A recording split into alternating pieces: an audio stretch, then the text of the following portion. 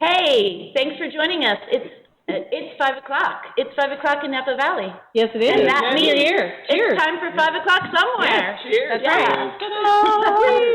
Clink. Hey. Clink. This really is a food show. I know we're drinking, but it is a food show. It's liquid food, but food and beverage.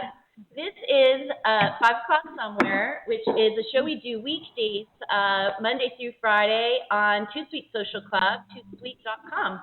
And tonight our topic is food, and we go all over the place with that topic. Tonight we have something really, really fun for you. It is the co-founders of both Forkly and Foodspotting. Woohoo!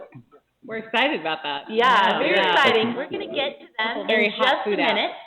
And right now, I just wanted to say I'm having a beer, but we are sponsored by Reynolds Family Winery, reynoldsfamilywinery.com, and this is the 2007 Persistent red wine that we've been enjoying for the last couple of really, years. Yeah, daily, delicious afternoon. So pick up a bottle of that, and or just stop by. So this is how you play the game. You go to twosweet.com and you log in either by enabling your webcam or watching. There's two ways to join: watching the live feed and tweeting your questions to us here. So don't be shy. Come on in, join the party. You'll be seated right next to Alexa and Brady. And the other thing, just real quickly, I want to mention is after we have an awesome chat with them, we're going to have some bacon, some chocolate-covered bacon, some caviar, and some champagne. Wow, so bacon. Let's see how many bacon tweets we can get going tonight. That'd be awesome. Yeah. You know, hashtag or bacon with @TootSocial and @5 o'clock with the number 5. So that's number right. 5, IVE o'clock. Yeah. And we are also sponsored by Riedel Wine Glass Company. So we'll be enjoying our champagne with these a little bit later. You're double-fisted tonight. I have all the fists we're covered. Like all triple-fisted. I don't know what happened, but yeah. So we'll be introducing everybody along the way, and actually, maybe we should go around. You want to? Well, no, I'm just going to let you have the floor and go ahead and start. Sure. Yeah. Yes. Hi, everybody. I'm Tia Butts, and as you know, I've been joining the group here at 5 o'clock somewhere for the last couple of weeks. And we're talking about all kinds of great topics, and tonight happens to be food, as you heard from Susan. So we want to go ahead and talk tonight about taking pictures of our food. How many here have taken pictures of your food? Guilty. Guilty as charged. Far, far too many pictures of my food. It's true. And I don't know what camera I'm looking at, so I'll just look at them both. Okay, this one. Perfect. Hi. So yes, tweeting lots and lots of food pictures, some of them really, truly fabulous, if I do say so myself. Others maybe go, you know, to the wah, wah, wah award. And there was recently an article, actually just a couple of days ago in the New York Times. I don't know how many of you out there in the World Wide Web read it, hopefully several of you. And this New York Times story was talking about the fact that you know, this has become a bit controversial on the restaurant scene, that there are a few restaurants out there who are now coming back and asking diners to stop taking pictures of their food because it's disruptive to the rest of the guests. And we'll get into that in a little bit. But first, I thought we'd talk to a couple of the co-founders of two of the really hot, you know, applications out there and sites that have to do with sharing food pictures and talking about your favorite restaurants and your favorite chefs. And so we've got Alexa. Please help me with your last name. This is Alexa is the co-founder and CEO, or the founder and CEO of Foodspotting. So Alexa, how do I pronounce your last name? It's Andrzejewski. Andrzejewski. Okay. I didn't. And we also have Brady Becker, and Brady is actually also the co-founder of Forkly, which is another really great site out there, forkly.com. Let me tell you a little bit about them before we start talking to them directly. Alexa, I did a little research here, And she's the storyteller. She's kind of responsible for capturing the imagination of her team, her partners, her investors. And Foodspotting has is a website and a mobile app that's not only important for finding, but also recommending dishes, not just restaurants. So Foodspotting's received attention from the Today Show and the Cooking Channel, Travel and Leisure. Alexa herself has been profiled in Inc. magazine's 30 Under 30, Gourmet Live's 50 Women Game Changers, and many more. As for Brady, our other distinguished guest we have here, Brady calls himself a product guy, and he has a passion for creating things that challenge how we define and interact with the world around us. Although he's currently a founder at Forkly, he previously co-founded BrightKite.com, which some of you may have known before, among others. And his work has also been featured in the New York Times, Forbes, TechCrunch, Mashing Magazine, and more. So we're really, really honored and pleased to have you both here with us tonight. And I'd love it if you would start us off, Alexa, and tell us a little bit more about the whole goal behind Foodspotting and where it's going right now. So I came up with the idea for Foodspotting, I guess, 3 or 4 years ago now, when I traveled to Japan. And I went to Osaka, and I learned about all these new dishes that I had never heard about before. Things like okonomiyaki, which is kind of a Japanese savory pancake, and others. When I came back to San Francisco, I was trying to search for those dishes, and I realized that there were a lot of apps for searching for restaurants. But if you're looking for a specific dish, even if it's something simple like a milkshake or something hard to find like okonomiyaki, there was really no way to search for a specific dish that you're craving. And so I wanted to create an app that would help me find okonomiyaki and good milkshakes here in San Francisco. And, you know, the idea of Foodspotting didn't start out as and we still don't even think of it as a food photo sharing app primarily. It's primarily a food finding and recommending app. But I did realize that there were already a lot of people who were taking pictures of their food and sharing them online. And I thought, you know, what if we could give a name to that activity and really capture that energy to get people to tell me where all the good milkshakes are. And that was kind of the idea. And since Foodspotting started, I've discovered things like the pie shake at a place called Chili Pie. Chili Pie is an ice cream here, and you can pick one of their 10 or so pies and one kind of ice cream from 3 twins, and they'll mix them together for you, a whole piece of pie, a whole ice cream to make you a shake. Wow. Whoa, that's like a la mode on steroids. That's awesome. Yes, and my favorite's the lemon cookie from 3 twins with lemon buttermilk pie mixed together. So we're actually having a milkshake party. I have to say, we're blessed here. Our group here is based in Napa Valley, and we have a 3 twin.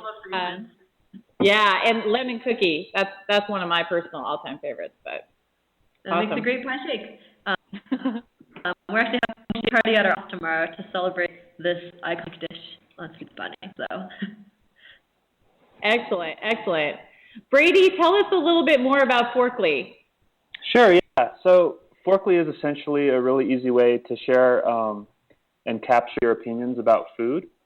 And then we use those opinions to understand a little bit about you and make recommendations back to you. So, you know, for example, if I, go out and drink a lot of beer, which I do sometimes, I can tell, based on ratings that I have, we can make recommendations on, you like stouts or you like things, and we can actually show you specific things that you might like, that you have had before, that you love, or, some new things that you might really enjoy.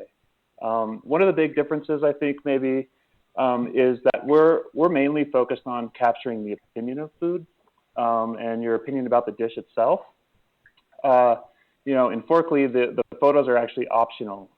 Even though most people who rate and post things on Forkly actually include the photo actually is optional. Or, a lot of times a photo of the item exists either added by the restaurant itself or another user, and the system will just use that if it's there. So kind of talking about food photography and how it's disruptive in restaurants, that's sort of alluding to like one of the ways that we're looking to solve that problem. So. Yeah, interesting, great. And so Alexa gave us one of her favorite finds using her own app. So what's been one of your favorite finds through the app, Forkly? Oh man, so many. There's actually there's this place in Denver called Biker Gyms, and they have these fried there are these fried macaroni and cheese balls, essentially. And, Forkley's really great at Oh my God. Forkley's really great at finding those needle in the haystack problems where there's a lot of stuff on that menu there, but that one thing is just absolutely insane. And so we're really about bringing that to the forefront, helping people find those really, really great items that are sort of for them. So somebody else may not love mac and cheese, so we actually won't show that to them. So that's great. That's awesome. Well, Alexa and Brady, it would be great to hear, and we'll go back to you, Alexa. How many people are actually using your app right now? Just to give us an idea of how many people out there are actually sharing their food finds. Same with you, Brady, if we could hear from you after. Yeah, so we also, the food spotters are the people who take pictures of the food, and they're amazingly a minority of our users, but they still manage to post a few 100,000 pictures a month of new dishes that they recommend. And then that becomes useful to over 4 million people who've downloaded the app can tap into that information to get recommendations. So you don't have to spot food or take pictures to use food spotting and find food. And that's a large part of our audience. That's incredible. Yeah. That's incredible. How about you, Brady? Yeah, so we're a little over a year old. So even though Forkley works worldwide, we've been mostly focused on the Denver market. And currently, we're really only on one platform. We're on we're on iOS, soon to be Android. Part of the thought around that is we really want to get the experience right before we sort of throw it out on all the other platforms. And, we really think we're getting close on that. So, in the Denver area, we have around 100,000 users, but worldwide we have quite a bit more. But like I said, we've been mostly focused on the Denver Boulder area. And part of the plans for the next year or two will be to really take the success that we've had here in Denver and really, approach other cities with a big marketing effort and events that we do and other things as well. So that's great. And but it just goes to show, because those numbers are huge. Whether it's just Denver or if it's worldwide, and it goes to show that so many of us are relying on our friends, right? We all talk about word of mouth to find great places to eat. And, do you find that that's primarily what you guys are doing too? Well, when I travel, both of these I just found out about in the last 3 weeks, and I've plugged in a few things to both of them. And prior to that, I used Yelp when I was traveling. I would just plug into Yelp, find out what restaurants were closest, and then read reviews really quick. But this sounds even easier, much more direct, especially if I'm looking for a specific dish. That's awesome to me, because before it's like, okay, now I've got to pull up the menu, read the menu, see if there's something on there that interests me or something that sounds good. And now all I have to do is go look. I'm in this city, I want to type in this particular food, and bacon being one of my favorites. And God bless you. And by the way, this is Delene, and she is one of our hosts here at Too Sweet and 5 o'clock somewhere as well, and is a chef herself, a former butcher. So yeah, great. Yeah, I even before I had an iPhone, I would go to a restaurant. That's why I like the sushi boat restaurant, because you can just see the food and you just grab it. And whenever I go to a restaurant, I like looking at everybody's other table and like, the burger, okay, that's good. The pasta looks good. Yep. And I'm like walking through the restaurant like that. Exactly. Before. And then what I really want to do is just have the waiters walk by like dim sum and just grab it. Yeah. Yeah. I love dim sum. And it's, that expectation is very, you visually see it and you just can have it. And so this is taking care of a lot of problems that I've had. Yeah, I know we've been comparing food spotting to looking in a bakery window and seeing what you want, and just like having a bakery window for a whole city or a whole neighborhood and just seeing what looks good. And then when you're at a restaurant, we want to be like the picture menu for every restaurant, like a picture menu that just not only shows you pictures, but shows you how many of your friends also love that dish and what chefs recommend there, and what's popular. And so, that's kind of one of our goals. Is success would be if you could walk into any restaurant and there'd be, the picture menu on food spotting for that place that's social and pictures. It's never good when a deli has their pasta in the like covered thing, because that's like a week old. It doesn't ever look It's like, ooh. No, don't go there. Or Doesn't hold up very well something under under the window. warning lights. a for a nice little too photo long. that, Yeah, and exactly. your fans have taken the pictures, and yeah. Well, sitting next to me, Fred is a buyer for Bottega restaurant in Napa. And Michael Chiarello. Yes, Michael Chiarello. And then next to him, Chris is actually one of our local fishmongers. So it'd be really interesting to hear how either of your applications work when you're an actual business owner. So if you have, a fresh fish, market, how does this work to your benefit? Is that possible? Are you finding that, chefs and other food product purveyors are using these apps? Sure. Yeah. Well, one of the things that when we started Forkly was how do we align Forkly with the business owners themselves? Oh. Yeah. We can hear you. Sorry, it was pausing on my end. So one of the things we've allowed people to do is restaurants can actually upload their own official photos, so they can be represented in the best possible light. So when that thing is shared, it will use that photo if I didn't add my own on top of that. So that does two things. It keeps people from taking too many photos in their restaurant or whatever when there's this great photo that already exists. And it also, like I said, allows them to be represented in the best possible light. On top of that, we're working on some other stuff for restaurants, but it's not necessarily public. So it's pretty cool. Secret. You can't just give us a little hint here. We could be the first. So one of the things, actually, we're fortunate enough to have a cafe actually in our office that just opened, and so it's become like this test bed for all this great stuff we're working on. So in some ways, we have an API that's powering some of their stuff. So I'll say that much. So and it's also nice because it allows beer in the office, right? Oh, cheers! So Colorado is, kind of known as the Napa Valley of beer. So I thought, might as well have a beer while you guys are in the Napa Valley. So.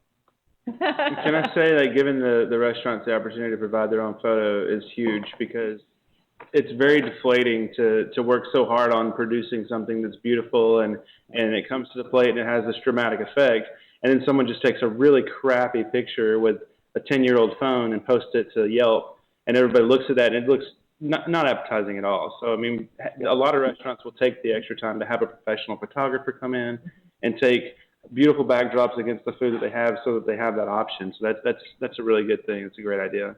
So one last thing too is it's important to know that everything you do in Forkly, you're rating things for yourself.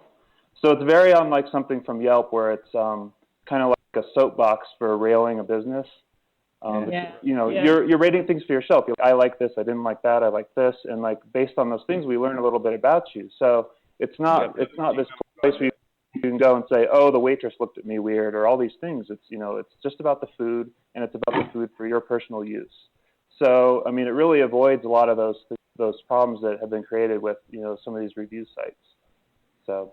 Yeah, and in the same way, we chose to only focus on the positive. In fact, we don't even have I didn't like that. You can either say that you loved something or that you just tried it.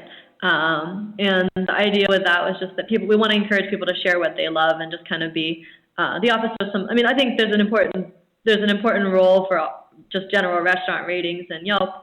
But we want it to be about recommendations and people are sharing what they love, and restaurants have responded really positively to that, and really wanted to encourage people, even a bad picture is somebody sharing something they love on Foodspotting, and that's something that we want to really reinforce in the story we want to tell.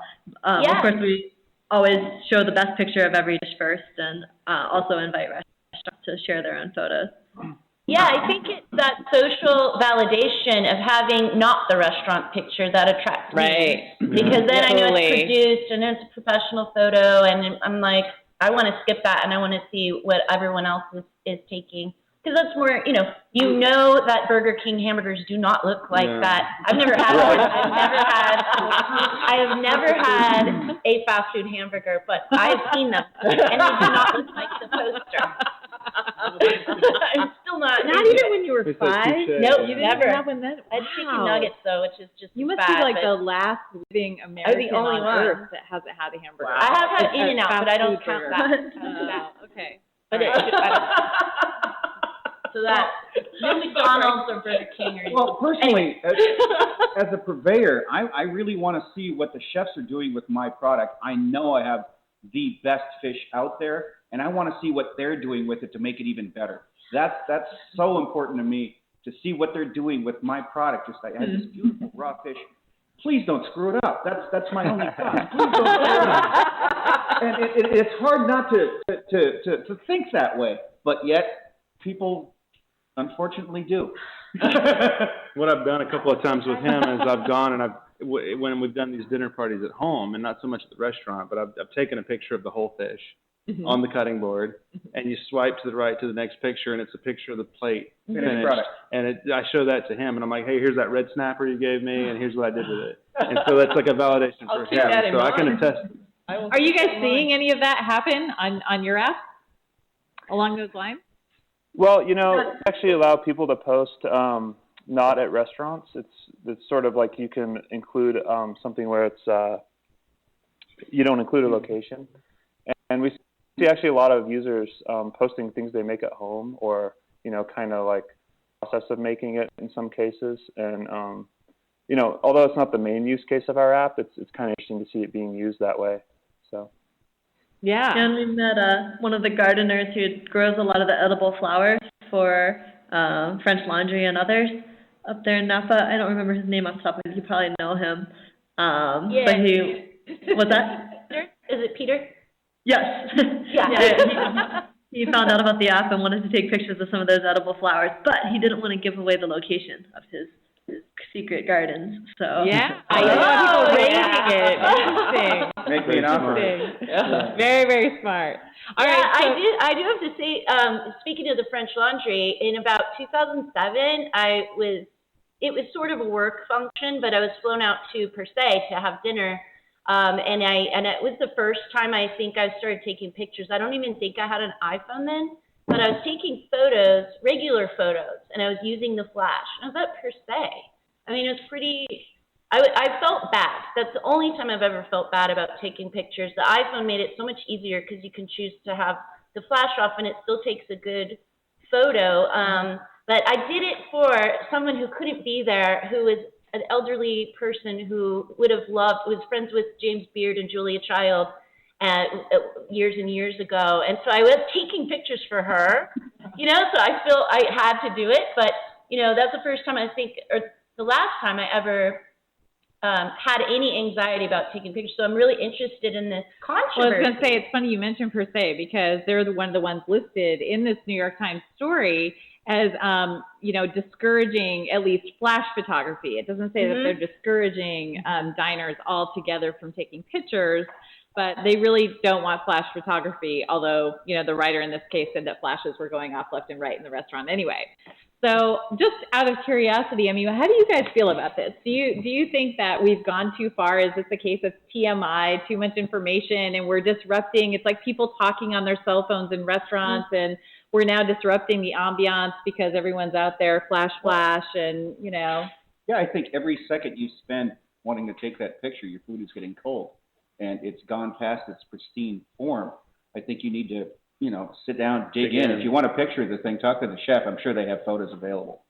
Yeah, I mean, don't you, I mean, I have to say I have the exact opposite feeling about it, which I totally respect. Cool. Well, I understand this is what the it's all fact. about. So tweet us your questions, and log on or chime in with your opinion, because we want to know. Again, it's at the number 5 IVE o'clock, and let us know what you think. Yeah. Especially when you look at like customers coming in, and you think with your average restaurant, it's not as much of a drama. But when you look at a place like you say with Per Se or the French Laundry or with Bottega, there's a lot of people who they've based an entire trip around going to this one restaurant, and they've come to the Napa Valley because they want to try Chef Chiarella's restaurant, or they want to go to one of Thomas Keller's restaurants. And of course, you want to document that. You want to have your own memories of that, and you want to share it with your friends.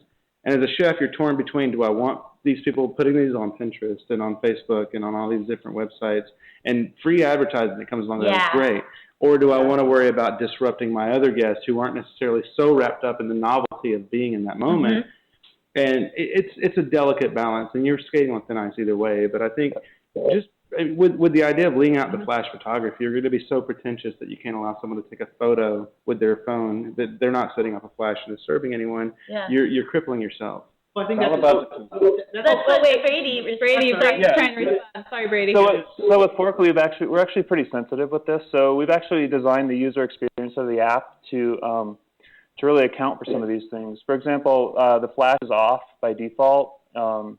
We've created this sort of quick capture mode, so you can add like 2 or 3 items at once very quickly, and you don't have to go through the whole process. So you can, take a photo and put your phone away, or you can just add the name, and if a photo exists, you don't obviously have to take a photo. But one of the other things we've done to sort of negate the flash problem is we created some photo filters that are made for specific dining situations. We actually did kind of a lot of testing around, the lighting levels and stuff in different lighting. And so, in a dark restaurant, we have this filter that's just like illuminate, and it's like, it'll completely eliminate the need for a flash on a given item. So, if you're not fortunate enough to have like an iPhone 5 or something that has like crazy low light mode or something, you can still have a great photo. So, our sort of philosophy is, we'd like to see some etiquette around this. I mean, somebody's setting up a tripod and a lighting thing in a restaurant is like, pretty obnoxious, right? So our thought is, how can we make this easy for the user to have a really, great photo or share this experience that they want to, and not, bother the people around them, and have it be, not too disruptive to the experience itself. So that's sort of our thought. And like, we've taken some pretty big measures to try to negate that. So. And in the same way, already more than half of the people who post photos on Foodspotting take them with their iPhone and then post them later. And I think a lot of users are like, well, we have draft modes and things like that, but coming out actually in our next update, we'll make that even easier. But already, most people are taking the photos and posting them later, and not trying to be. And I think the iPhone itself actually makes it less disruptive, and being iPhone and mobile focused makes it less disruptive. And obviously, we encourage our users in our FAQs and other things to be respectful of other diners. But I will also speak to just the higher level kind of question here, which is just that, like, are all restaurants feeling this way? Because, I kind of take issue with the New York Times making it sound that way by talking to a few high-end restaurants in New York and Napa to get this story. And those restaurants don't need promotion. They have their booked 6 months out in advance. They don't hardly need marketing that this is talking about. No Momofuku restaurant needs that additional marketing so much. But in the conversations that we've had with local restaurants here in San Francisco, even some of the nicer restaurants that are popular, every one of those restaurants would like to have more customers, especially during slow times, and sees the value, or saw the value of, of people sharing, especially on social media. We had restaurants, even. Melissa, we've seen the same thing here. I completely agree with you. I think there's a bunch of nice restaurants out there that encourage people to share their stuff. So I agree with you that this New York Times article is kind of a little one-sided. Restaurants have the luxury of being able to say, hey, we don't need this, photos and marketing people talking about right, us. because they're already so popular. They're not trying to fill seats, right? Yeah. Right. Yeah. Whereas this holiday, we actually, from our conversations with the restaurants, we identified this pattern, which is people, like, without us, like, completely unprompted, just talking about their challenges, would come out and say, I would pay for people to come to my restaurant and talk about my food on Facebook and Twitter. And we thought that was really interesting. So over the holidays, we did a pilot where we featured 80 restaurants in San Francisco, and we offered people basically cash back or cash rewards for spotting at those restaurants over the holidays.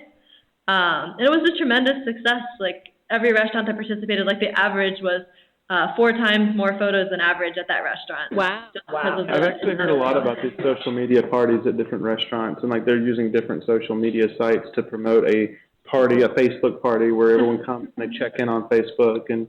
Well, that's a good like solution, and actually maybe we can talk about solutions in a minute, but Kevin, I don't want to miss your question, but come close so that people can hear what it is. It's fine, thank you. I was actually just going to make a comment about trusting these users in these new formats to not just break out their phone and make a big deal and a flash and, taking the focus away from the experience, but there's a skill that's brand new that's being developed with people just doing it quickly and putting it away. Yeah. So I think having an there's actually, since you mentioned it, there's actually there's a kind of a push along the nicer, the higher end restaurants where the waiting staff is actually being trained to spot people who are taking notes, spot people who are taking pictures, and adjust your service at those tables because hey, this might be someone on Facebook, this might be a food critic, you never know, and it's elevating the game. It's making the experience better for everyone. That's a good because point. it's changing. It's changing the point where it was easy to come in and spot the guy with the steno pad and the 35 millimeter camera to the guy who might just be sending a text message to his mom about, oh, look at this great shrimp and grits that I'm having. It's like so. Who might his mom be? Exactly. And it really is elevating the game. But in this day and age, which of those people are actually more influential? Is it your brother who you trust, or is it the food writer who you're like, oh, that guy? Yeah. And that's a good question for you guys because have you heard from restaurants to that regard? Like, oh, wow, we found out that X number of our restaurant patrons are reading reviews on Forkly or on Foodspotting. So within Forkly, you can actually gain points for doing certain things, and we have this idea of a tastemaker at given places. But based on people's scores within a given city or even within a given category, such as like beer or something, we can actually really target interesting things. So here in Denver, we had a restaurant approach us and say, hey, we want to reach out to 100 of the top influential people on your system within the city and, have a really special brunch for them.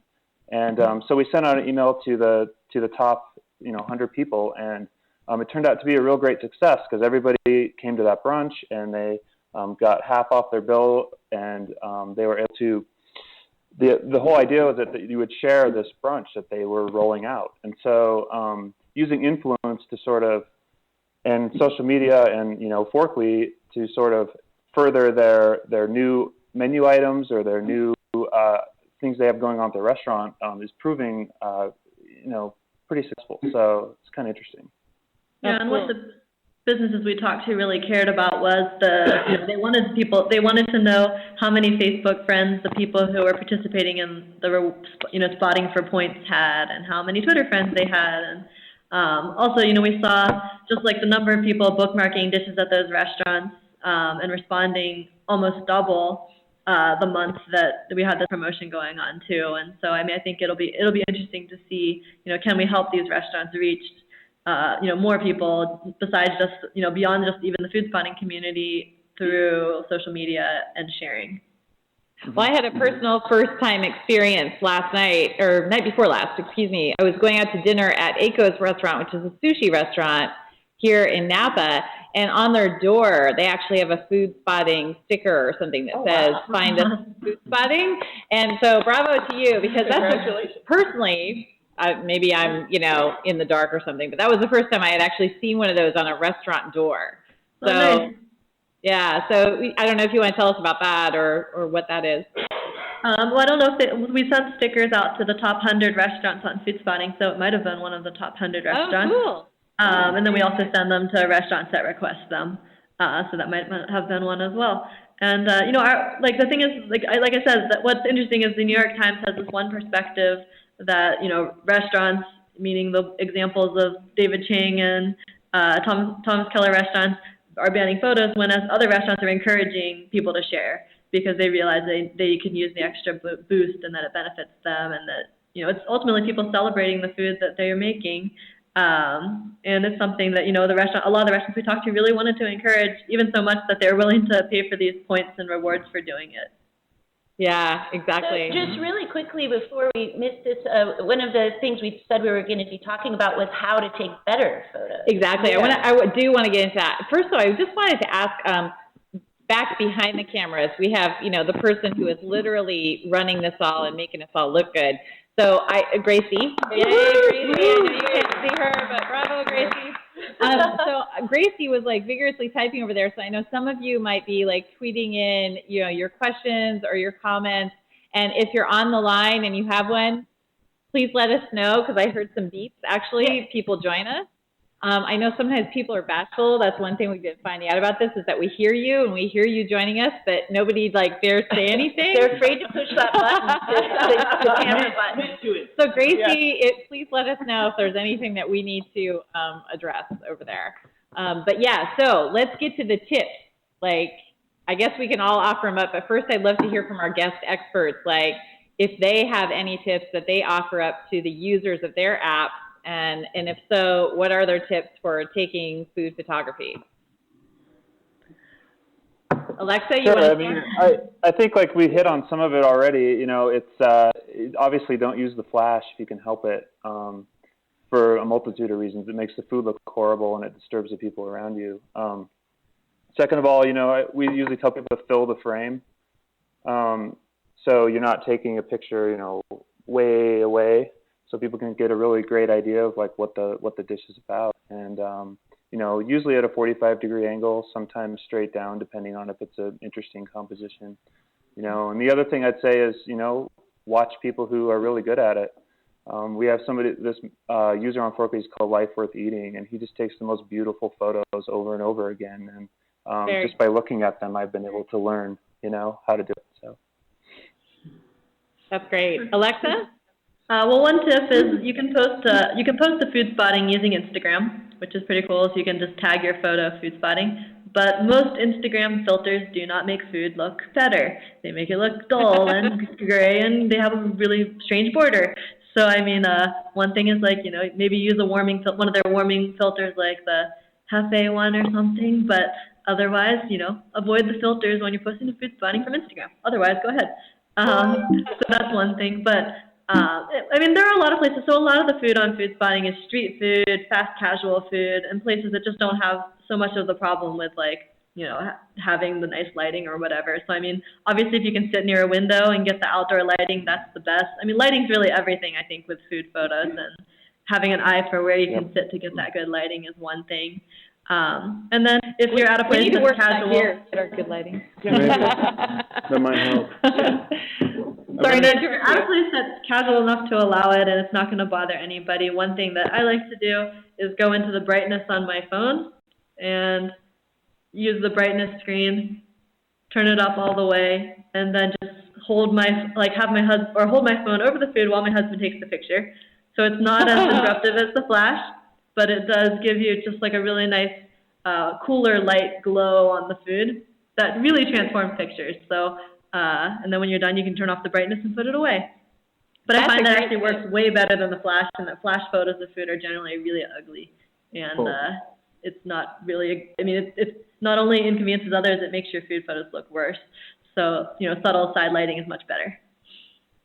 That's a great tip. There's a couple of cool apps that actually allow you to just capture videos from a video. You just capture a picture directly, grab it. So, if you set it up beforehand and just start a video, you can very nonchalantly sweep the table and then go back and pick the best one, later for yourself. But yeah. And the other thing is you don't need to tell everybody, wait, don't eat your food, I gotta take a picture. You can take a picture of a bite, take a bite out of the food and hold it up and take a close-up of that bite. Yep, and that often is more interesting and just as good. Hi, Anita. One of the other things Anita just joined us. Hi. Hi, guys. Welcome. Thanks for not being bashful. So, hey, Anita, where are you? I'm in Napa. All right. Excellent. Do you have you been watching? No, I just joined. Just joined. Do you have any questions for Alexa and Brady? We've got the founder of Foodspotting and Forkly on, and we've been talking about, not only how to take great food pictures, but just their app and this whole phenomenon of taking pictures in restaurants. Do you do that often? I was doing it quite often, and then I started realizing that I was not eating my food when it was hot. See, this is what I'm saying, people. That's exactly what about Chris the food. is saying. Sacrifice And one then- meal for a great picture. Yeah. And then I started taking the photo with the intention that I was going to post it after I was done eating, but then by that time I was in food coma and forgot. Nice. That must have meant it was good. Yeah. Yeah, usually it is. I'm being a little too honest, but yes. If you remember to post it, it's probably a complaint later. No. I remember No. the good things about the food. Yeah. Usually it's a good thing. Awesome. Are you a user of either of these apps by chance? Yeah, actually I've used both of them. Oh, good. Good. Yeah. Excellent. Cool. Perfect. And So I'm any gonna other figure out how I can tips make from my screen bigger. Sorry. Oh, that's There we okay. go. Any other tips from the peanut gallery here? Yeah. Lighting is a big deal. Yeah. You know, Yeah. lighting You know, eat damn food. and do it fast, you know, Yeah. so it doesn't get cold. And you have to come prepare. up to. I was going to say, if you can be prepared before Yeah, your food you comes see it out. coming, you get your things Yeah, set up. keep an eye out for your waiter, your waitress, and know that if you've been eating at that restaurant, you know roughly how much time between your order and your I feel when it sorry for the arrives. kitchen. I mean, they have, if you're doing a 10-course prefix, you need it's timing. It's all about timing. You don't get up and use the bathroom. You don't go out and have a cigarette. You don't. You sit there and you be taken care of like you're supposed to be taken care of. Yes. When you eat your food when it's fresh, pristine, and perfect. And to your point, that too, with service, like, don't make a fuss. I mean, I've never personally done this. I don't think I've seen anyone do it, but if you're stopping your waiter or your waitress or, whoever it is, the busboy, to say, oh, wait, I got to get this picture. I mean, I kind of think you're starting to get into the obnoxious Because we have dealt side with of the things. customers that want to get the picture of you putting the plate on the table. Can you do that again? Yeah. Oh, wait, Yeah. one more time. I'll totally attest to that. It gets annoying. So yeah, that's probably the most important piece of advice is try not to disrupt the experience for everyone else involved. And it goes for the people serving you and the people around you that are trying to have the same experience that you are. Well, how does that we, for a very long time, people said, hey, can you take a picture of us at the table? Yeah. So this isn't new. Taking pictures of the food or taking pictures of, tell your bartender, stop. Take a picture of us. I'm gonna ask my There's always going to be the photo I'm gonna ask my takers waiter to and take people my who picture, resent them. the picture of the food. Yeah. Can you take a picture of the food for me? Yeah, in my mouth. Never mind. No. That's ABC food. We don't want to see that. Yes, not a fan. I think people, I would like to ask my friends right now to stop taking pictures of your feet at the pool. Pictures, but I don't want to see your feet at the pool. Like, why? Why do people do that? Fingernail polish is so hot right now, though. It's so hot right It now. is so hot. All right. And February, January. Guys, one at a We're time. digressing. We're digressing. We should probably We gotta let these guys go. Alexa and Brady, thank you so much. You guys are awesome. Anita, hope you stay. Yeah, you guys, and thanks so much for playing with us. And actually, if you want to stay, Brady and Alexa, you are certainly welcome to stay. We're just going to move on the conversation, but feel free to chime in because we've got exciting things to talk about, like chocolate-covered bacon. Oh, yeah. Like, I can't get out of the couch. It's like chocolate-covered bacon. I'll put it up here for you. We'll give you an extreme close-up of the chocolate-covered bacon. This is not fair, not Hold fair. on, let me take a picture. Oh! Well, come on over, Alexa. Man. I'm right here in Please, San any of you. Francisco. Do any of you live in San Francisco? Do you want to drop some off on the way? Absolutely. Well, this is my personal invitation to both of you and Anita as well to come by the social club. We're right in downtown Napa on the Napa River, and we do shows every day almost. So please come by when you're in San Francisco, Napa Valley. Sure, yeah. If I'm ever in the area, I'll come by.